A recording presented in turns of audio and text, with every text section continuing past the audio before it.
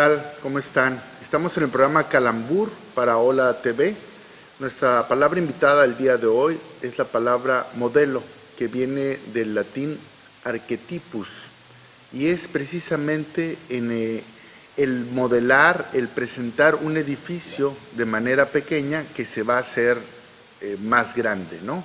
Pero con todas las características, con todo lo necesario que debe de llevar esa gran construcción del edificio. En el ámbito precisamente de la palabra y en la presentación de la palabra invitada, que es modelo, hemos invitado al doctor Gabriel Rovira a hablar precisamente sobre los modelos educativos. A partir de ahí, ¿qué nos podría decir, doctor, acerca de los modelos educativos? Bueno, para empezar, creo que hay una confusión muy grande y muy generalizada acerca de lo que realmente es un modelo educativo como paradigma, digamos, psicopedagógico. No son tanto los que realmente podemos distinguir, digamos, en la investigación del siglo XX para acá, ¿no? Básicamente, además, los podemos ir reduciendo hasta que queda el conductivismo, por un lado, y por otro lado el cognitivismo, y por otro lado el constructivismo. Son como paradigmas generales, ¿no?, en los que se insertan un montón de corrientes, puntos de vista, perspectivas y finalmente técnicas didácticas. Y entonces, como se manejan todos estos términos como si fueran sinónimos, acabando teniendo formas de referirse a las estrategias educativas que no corresponden pues a la imagen que tiene la gente que se dedica a hacer esta ciencia de la educación. Por ejemplo, se habla de modelo por competencias y eso es algo que no existe, ¿no? En realidad, las competencias son un punto de vista que de hecho puede adoptar cualquiera de los tres modelos, ¿no?, pero que tiene pues como características que se centra en desarrollar ciertas habilidades y básicamente para insertar a los alumnos en el trabajo, ¿no? Y en cambio se habla, por ejemplo, de que este punto de vista, que es por competencias, puede encajar en cualquiera de los tres modelos. A veces no se distingue muy bien como un punto de vista, ¿no?, se inserta en una forma de pensar distinta, porque no es lo mismo, por ejemplo, trabajar por competencias a partir de los modelos instruccionales que provienen directamente de Skinner, ¿no?, a trabajar por competencias con el modelo de desarrollo que propone Piaget, ¿no?, o luego sigue Vygotsky, Feuerstein, ¿no?, o trabajar con el pensamiento complejo, por ejemplo, de Edgar Morin. Produce diferentes formas de educación y sobre todo el enfoque se convierte entonces en una diferente manera de moldear a la gente. Sí, a propósito de la palabra invitada, que es precisamente el arquetipus, ¿no? El archetipos, podrías decirles también, de acuerdo a la pronunciación latina sería arquetipus. En esta edición que lo tomé de una edición del Tesoro de la Lengua Castellana o Española de Sebastián de Covarrubias, es una edición facsimilar de 1611. Ya en 1611 habla precisamente sobre ese edificio, sobre ese modelo. Podríamos decir que son moldeables los seres humanos, o sea, para allá va la tendencia del modelo educativo.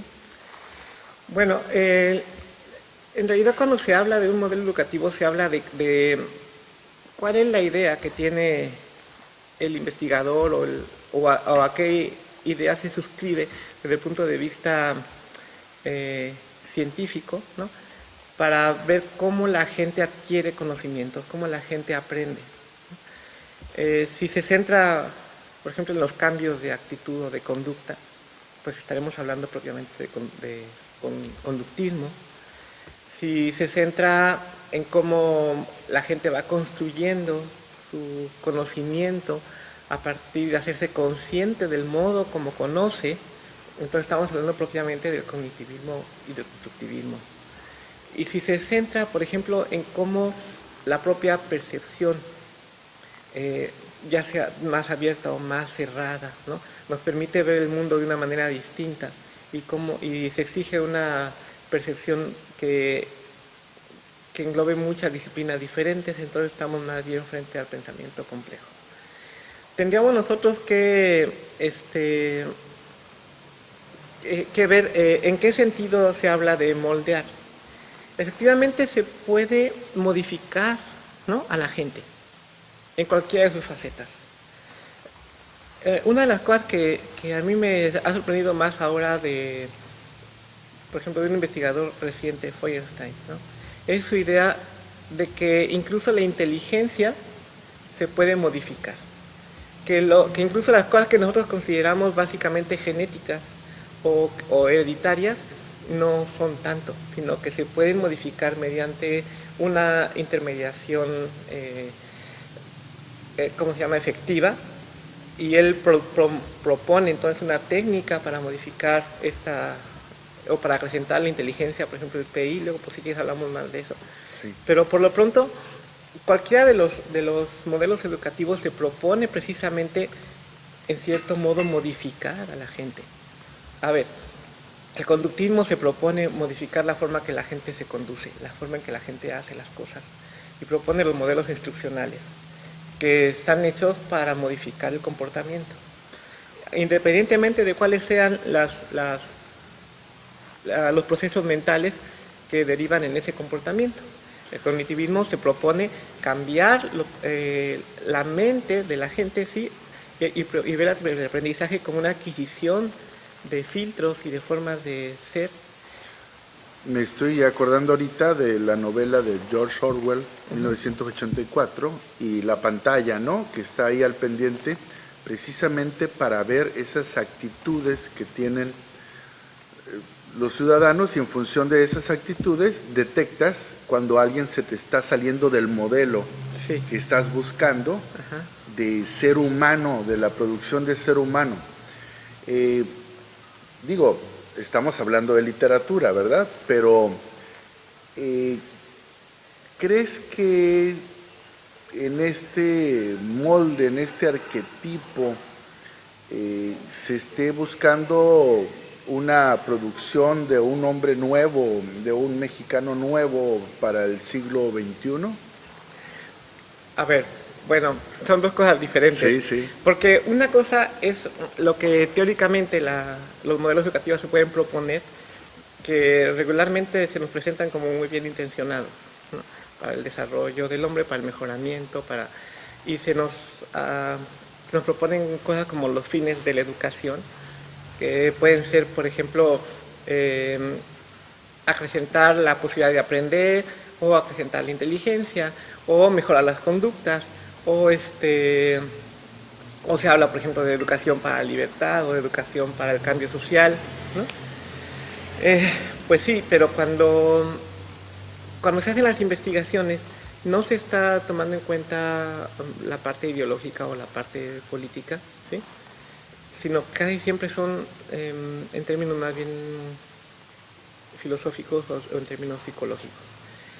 De ahí que entonces lo que resulta es que los modelos, de hecho, son neutros, ¿no? Cuando ya se convierte en otra cosa, en un instrumento, es cuando se aplica un enfoque. Los enfoques por lo regular tienen una carga ideológica muy fuerte. Entonces, por ejemplo, si el constructivismo habla de cómo nosotros, a partir del conocimiento previo, vamos encajando conocimientos nuevos para ir edificando nuestra personalidad y nuestra forma de ser, nuestra forma de ver el mundo, etc. Y se propone pues como un modelo que nos permite establecer enfoques que nos permitan hacer crecer a la gente. Ahí depende entonces del enfoque que nosotros tomemos, porque no es lo mismo trabajar con aprendizaje colaborativo, ¿no?, que trabajar por resolución de problemas, o que trabajar por competencias. Si nosotros y mucho menos si estas competencias están ligadas, muy ligadas al modelo de Turing o al modelo empresarial. Si nosotros, en cambio, tomamos un enfoque que esté menos sesgado por una ideología que conviene a las empresas, entonces a lo mejor nos estamos centrando en otro proyecto distinto. A lo que voy es que todas estas enfoques, estrategias o puntos de vista pueden utilizarse, yo diría, para el bien o para el mal, ¿no? Nos pueden hacer esclavos o nos pueden hacer hombres libres.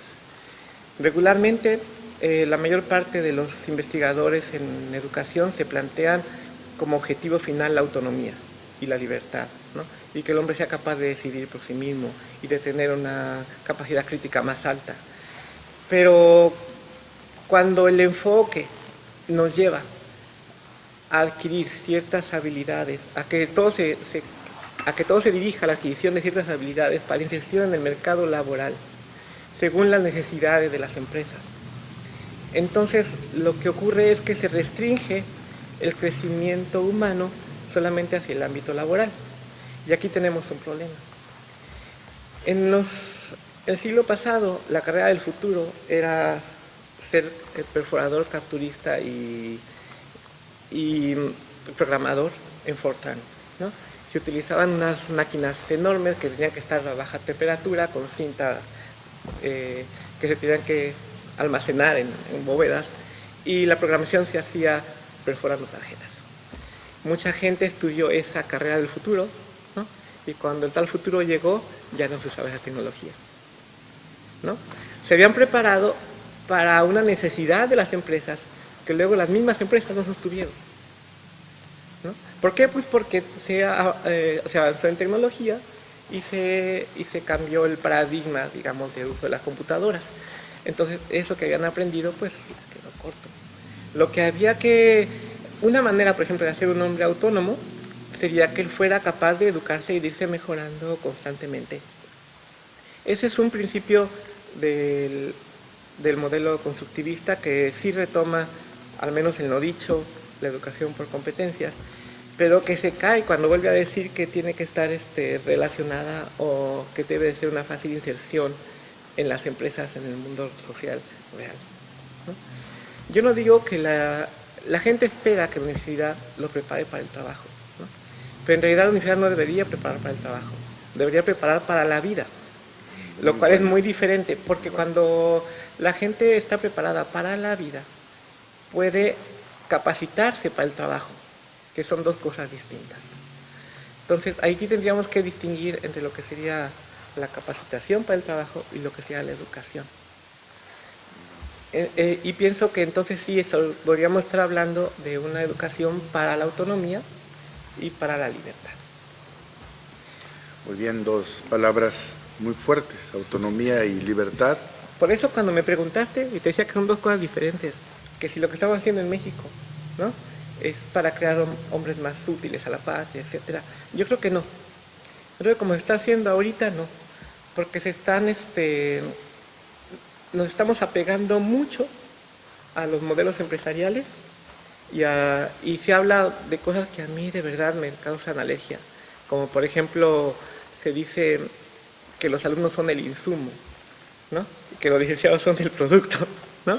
Y se habla de capital humano, y se habla de marketing, ¿no?, así en inglés, y se habla de cómo las empresas tienen esta capacidad sinérgica de integrarse a la sociedad, etcétera.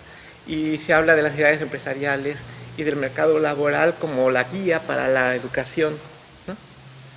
El mercado laboral va a ser la guía para la educación.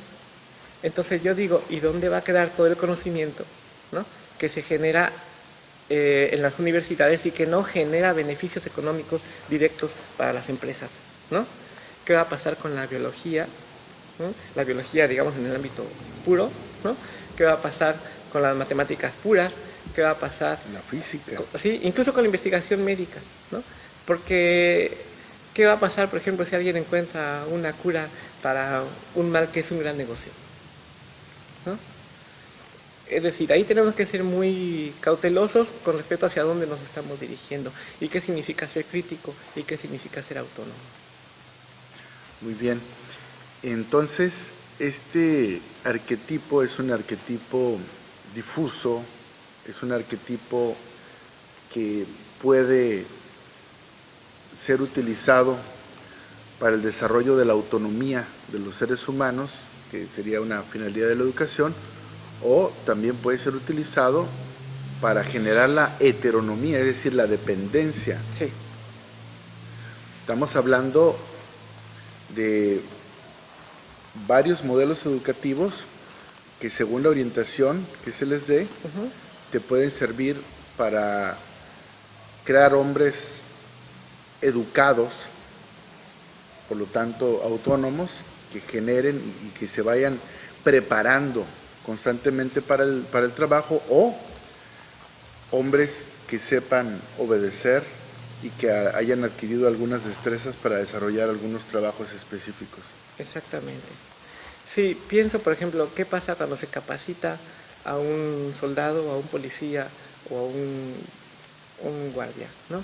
Que se le entrena para la defensa, para el uso de las armas, para el uso de la defensa personal, para estrategias, pues, no sé, de inteligencia, ¿no? ¿Y qué pasa, por ejemplo, cuando las condiciones que hacían necesario que hubiera tantos policías desaparecen, ¿no? ¿Qué pasa con esa gente que está entrenada en usar armas, en defenderse, en atacar, ¿sí? En hacer estrategias? Pues mucho de esto nos podría explicar el origen de muchas de nuestras bandas como los Zetas, ¿no? El exceso de policía, cuando no están las condiciones para que haya tanta policía, va a producir gente desempleada que necesita emplearse de alguna manera haciendo lo que sabe hacer. Eso por un lado. Por otro lado, cuando tenemos mucha producción, sí, de una necesidad empresarial, se suele hacer mucha demanda de cierto tipo de técnico o de cierto tipo de personal capacitado, que depende de una coyuntura económica y que de pronto esa coyuntura desaparece por alguna razón. Entonces nos vemos con muchas personas que están capacitadas para hacer algo que ya no se puede hacer. Digamos, por ejemplo, me acuerdo de un cuento que decía que un monje se había preparado toda su vida para matar dragones. Toda su vida. Había ido con los mejores maestros para poder matar dragones. Y había adquirido las mejores técnicas, conocía todo sobre dragones. Y cuando terminó de prepararse y salió al mundo, los dragones se habían extinguido. ¿Sabes qué fue lo que hizo? Puso una escuela para matar dragones. ¿No? Muy buena. Sí. La cuestión es que eso pasa ahora mucho. Nosotros vemos profesionistas en empleos que no les corresponden, ¿no? Y a mí lo que me espanta es, si estamos diseñando carreras o estamos diseñando programas educativos solamente para necesidades laborales, vamos a terminar también enseñando en las universidades, por ejemplo, a manejar una registradora, a servir un menú, ¿no? No tiene nada de malo, pues, pero lo que quiero decir es qué es lo que estamos haciendo cuando estamos nosotros